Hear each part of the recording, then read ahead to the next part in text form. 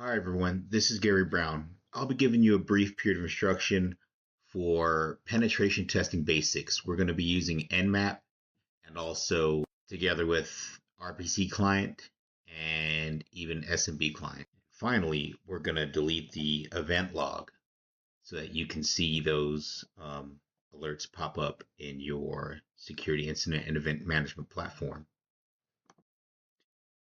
Go ahead and navigate to our Azure Labs Environment 1.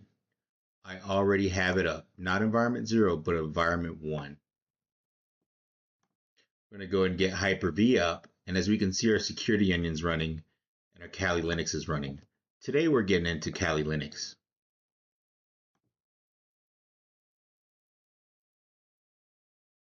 We're going to go ahead and connect.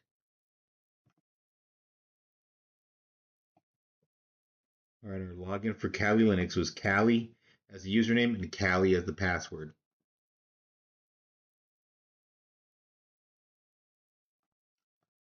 We will first conduct the host discovery scan across the network range. Then we will conduct the port discovery scan across the known hosts on the network. Finally, we will conduct the metasploit penetration test. You open a terminal in Kali Linux simply by pressing this button. Kali Linux natively comes with NMAP and metasploit, along with smbclient and RPC client, so we can immediately scan the local network. The command to run a host discovery scan on the network is nmap-sn space 192.168.100.0/24. We press return. This scan might take some time to complete, and it has completed. So if you recall, .1 is actually the host of our lab environment here. .5 is our security onion, and .3 is our Kali Linux. So we're interested in the .1. The next scan, once you've identified the machine that exists on our network, is performing the port scan to identify open ports and services running on the machine. This is important as it will inform you what type of system it is, and with the other information of what ports and services are running on the machine, you'll know what exploit to run in Metasploit. For example, if it's a Linux machine and HTTP is open, you know you can probably run an Apache exploit. If it's a Windows machine and port 445 is open, you may want to run printnightmare or perform SMB poisoning.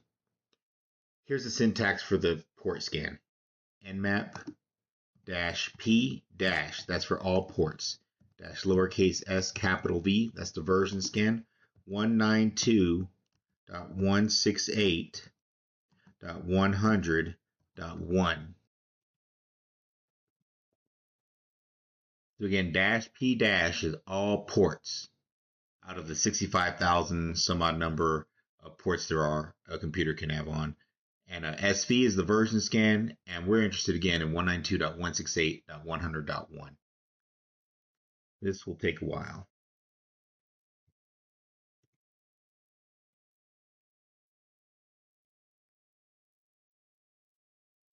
All right, that scan has completed. That computer has a lot of ports open. I see a lot of RPC available.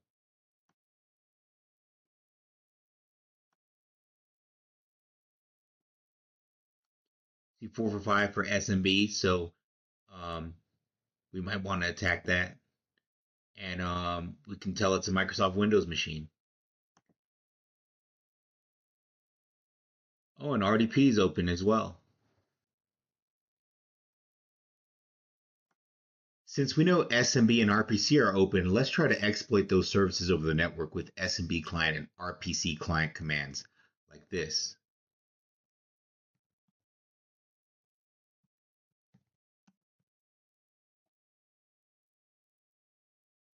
Well, as you can see, I made it into RPC client. And now you can type help in RPC, and it'll give you a list of commands that are available to you. And you can use RPC client to actually enumerate users and groups.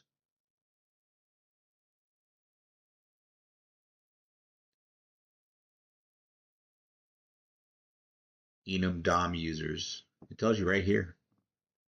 Enumerate domain users, enumerate domain groups. So let's go ahead and run that then.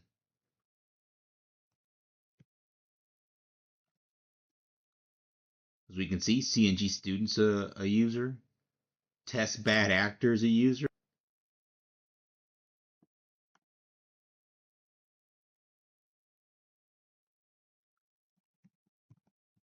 So we found other user accounts that we could potentially penetration test with or do a password attack against. Now that we are able to penetrate the machine with RPC client and enumerate user accounts, let's go ahead and see about smbclient.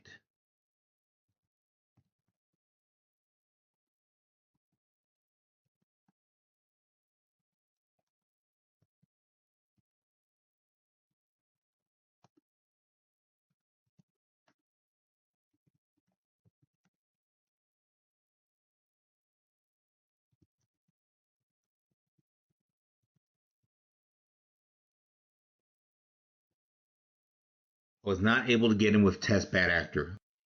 I was not able to get into SMB with test bad actor or with CNG student, but we were able to get in with RPC client.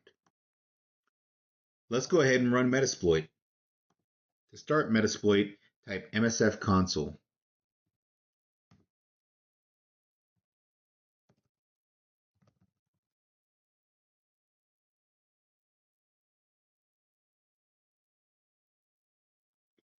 Now, this is the way I use it. I like to search for an exploit called printnightmare. So as you can see, it returned one exploit. 0 is the number of the exploit that returned in the search for printnightmare. So I'm going to type use 0.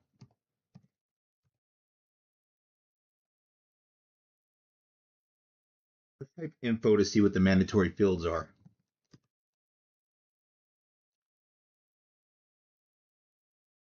For this payload, it defaults to 445, so we don't need to change that because I want to use this to try to penetrate SMB. Host, we need to configure that. As we can see here, yes, it's mandatory. Let's go ahead and type set our host 192.168.100.1. And we can go ahead and create a user or set the user, set SMB user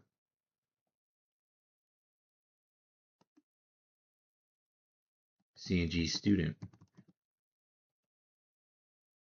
set SMB pass CNG student. Bang.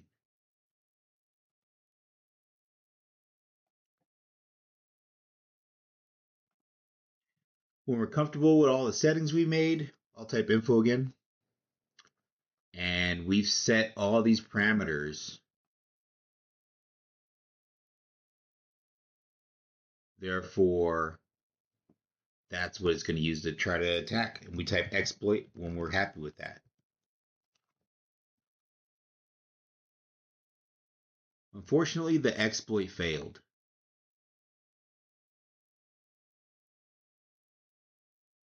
All right, we got one more thing we need to do, and that's delete the security event log.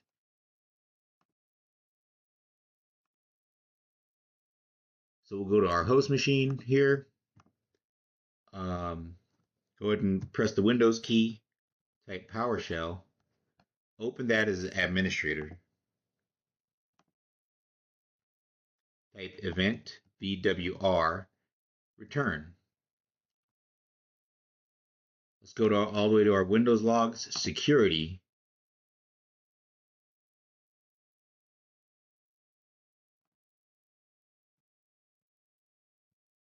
As you can see here are our events. It says we have 15,000 events in the security log. We're going to go ahead and clear this log. You can save the contents of this log before clearing it. No, we don't want to save it. Let's clear it. So we've cleared the log, and all we've got left in that log is at 1102. That 1102 is the Windows Event ID for somebody clearing your log. This also illustrates the importance of offloading your logs to your security incident and event management platform and your log aggregator so you can get those logs off your endpoints, because if anyone can erase all your security events, then you've got no data to go off of when you respond to an incident. Now let's go ahead and go back into our security onion, and everything we just did we're going to see in the security and event management platform. We scroll down to Kibana,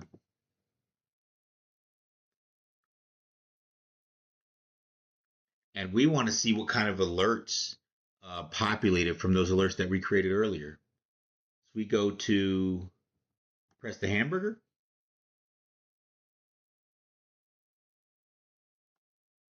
scroll down to security and alerts. Now all of a sudden we have 117 alerts. As we scroll down, the first one we see is the deleted event log. Now we're seeing the attempted connection to the SMB that we were running on metasploit. We see the RPC traffic. The other attempt to connect over SMB using smbclient and that test bad actor user account that we found. We have the failed login attempt. So every alert we've already created last lab has now populated with the attack vectors that we were just trying to perform. We can drill into each of these and actually take a look at them. So deleted event log. Let's see what the alert, what details the alert shows about this. Okay, I am event by CNG student on this machine.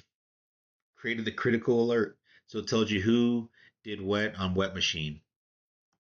And as we scroll to the right, we can see that test bad actor, that one RPC test we did with test bad actor, made its way on here too. That's what we're doing with this security incident event management tool. We're setting up alerts that would look like bad actors performing actions within our environment.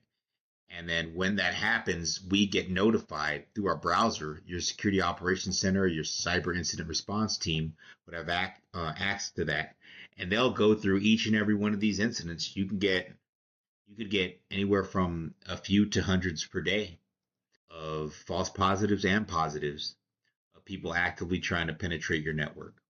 And from here, you drill down into the events, and you can take action on these events. So from here, you can see what's going on, who did it, any strings and any information that you could get from it, from that event. And what we can do is we can mark it as closed. So an incident responder, they're actually going to look at each and every event, investigate every event, and validate and say this is an actual event, this is an actual person or bad actor on our environment right now. Or they can say, hey, this is a false positive. Let's go ahead and close it. So we have two areas we can close it from the status area right there. I'm going to close one more just so you can see the action of closing. We click this button to drill into that event. Use the small scroll bar here. And we mark it as closed. So that'll be your assignment. Once you've performed all the penetration testing from Kali Linux against 192.168.100.1, I want to see the alerts that you triggered, and they should be the same alerts that you created last week. Produce a screenshot of this page here that you see, showing that those alerts have triggered, and submit that as your work. Thank you.